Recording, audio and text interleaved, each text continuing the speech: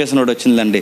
Situational thinking అంట. Situational thinking అంటే నువ్వు ఆ సిచ్యువేషన్లో ఆకలేసి తినేస్తే నీ సిచ్యువేషన్ని ప్రభు అర్థం చేసుకుంటాడంట. మరి యేసుప్రభు సిచ్యువేషన్ ఎందుకు తండ్రి అర్థం చేసుకోడు? పోన్లే బిడ్డకి దాహం వేసి తాగేశాడు, అర్థం చేసుకుంటున్నాను అనాలి కదండి. సిచ్యువేషనల్ థింకింగ్ అని అడుగుతున్నాను. సిచ్యువేషనల్ థింకింగ్ అనే ఒక సిద్ధాంతాన్ని చేసి దాన్ని తెర మీద తెస్తే ప్రతి ఒక్కడికి ఏదో ఒక సిచ్యువేషన్ ఉంటుందో అన్నదో చెప్పండి.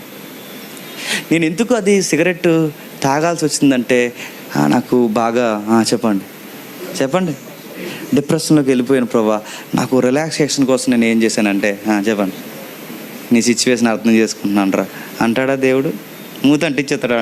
అర్థం చేసుకుంటాడా? సిచ్యువేషన్ థింకింగ్ కాదు. మన సిచ్యువేషన్ అయినా మన హిల్ పవర్ అయినా ఏదైనా గుర్తుపెట్టుకోండి, ఆయన చిత్తానికి వ్యతిరేకంగా ఉండకూడదు. ఆయన సిచ్యువేషన్లోంచి మనం చూసుకోవాలి తప్ప